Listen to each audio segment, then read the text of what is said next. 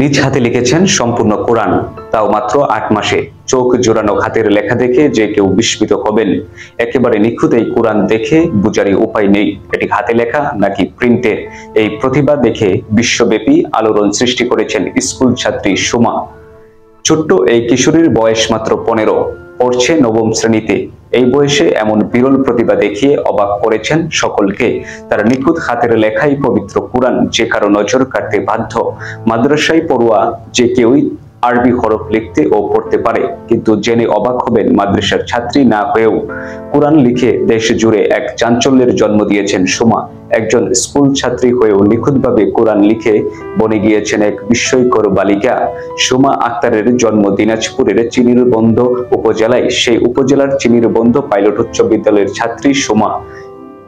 যে বয়সে ছেলেমেয়েরা হাতে মুঠোফোন নিয়ে ব্যস্ত, সেখানে সুমা তৈরি করেছেন এক অনন্য কিশোরীর গল্প।